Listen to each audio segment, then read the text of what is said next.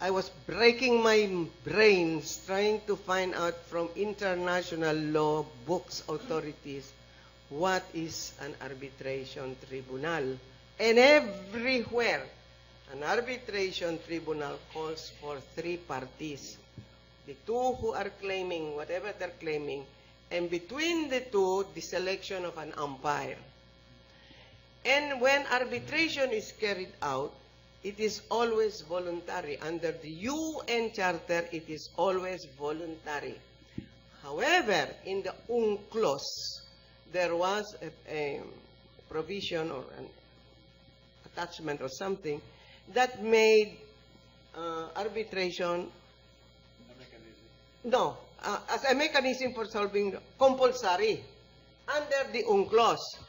But the Philippines, when we ratified and approved the UNCLOS, we opted out of that provision, which means hindi natin gagamitin yung compulsory arbitration. We just didn't want it. All right. Without even us talking with the Chinese or wherever, equally the same, the Chinese opted out of that provision.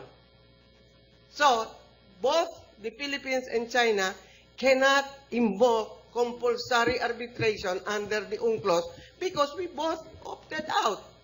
So what is the remedy? Dalhin natin sa UN. Under the UN Charter, which is voluntary arbitration. Philippines wanted it. Ayaw ng China. Voluntary. They say, you cannot tell China, "Hoy, you have to do it." Because, no, it's voluntary. So what did we do? We went and proceeded to set up an arbitration panel. That is not even an arbitration panel. That's just a Philippine panel handpicking the people who will render the very issue that we want at binabayaran yun ang panahon nila. Ikaw ba naman kung babayaran ka at andun ka, hindi ba bibigay mo yung favorable position? That is why China is questionable. Now, I'm not trying, please understand, I'm not trying to be traitor to my country. I love my country.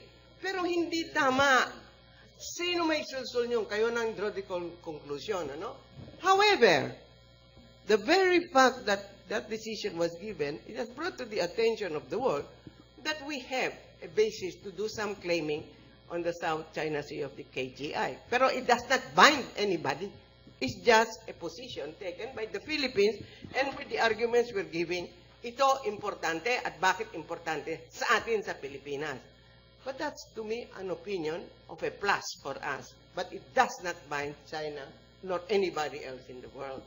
Ngayon, kung magkakaroon tayo ng new process of settling the issue, we will. Kaya, in this point, tama si Presidente Duterte. Tabi muna yan, at at the proper time, ilalabas natin.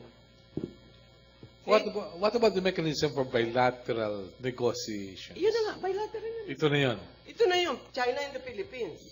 Walang makikialam. Wala nang makikialam. Unless we invite others na makialam. It was an idea of the previous administration to have a multilateral approach to the problem because of other claimants. Maraming gustong makialam eh. At papakialamin naman natin. Maraming makikialaman. Meron nga. Ito pinakamalaki yung makikialaman. Okay. Well, with that, we bring to a close another special edition of our Tapatan sa